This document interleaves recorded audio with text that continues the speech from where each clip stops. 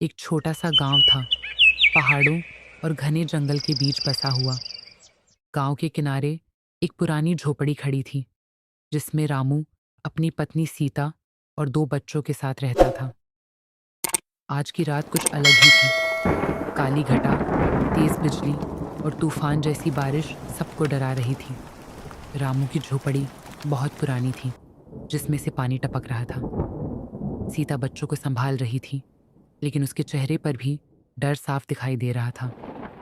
बारिश के बीच अचानक बिजली चमकी और जंगल के अंधेरों से एक लंबी, पतली परछाई नजर आई। वह इंसान जैसी लग रही थी, लेकिन चल इस तरह रही थी जैसे जमीन पर पांव ही न हो। सीता ने कांपती आवाज में कहा, यह ये क्या है? रामू ने डर के मारे कुछ नहीं कहा, लेकिन कुछ देर बाद झोपड़ी के बाहर से डरावनी हंसी सुनाई दी। बच्चे मां से चिपक गए। हंसी धीरे धीरे पास आने लगी और एक लाल आंखों वाली औरत झोपड़ी के बाहर दिखाई दी। उसके बाल गीले थे और कपड़ों से पानी टपक रहा था, जैसे बारिश ने उसे भिगो दिया हो।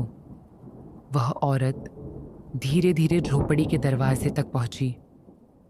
रामू ने हिम्मत जुटाकर दरवाजा बंद कर दिया, लेकिन तुरंत ही दरवाजे पर जोर जोर से थपथप शुरू हो गई। बच्चे दो, मुझे बच्चे दो। औरत की आवाज बारिश की गरज के बीच गूंज उठी। सीता रोने लगी, बच्चे चीखने लगे।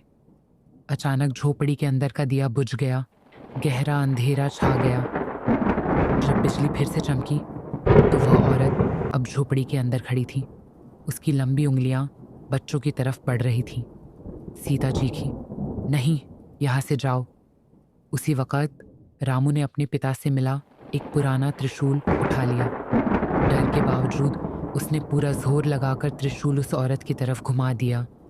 एक तेज चीख के साथ औरत धूप की तरह गायब हो गई। झोपड़ी के बाहर सिर्फ बारिश की आवाज रह गई। रामू, सीता और बच्चे एक दूसरे को गले लगाकर रो पड़े। और उस दिन से जब भी बारिश होती, लोग कहते, खूनी औरत फिर से लौट आएगी।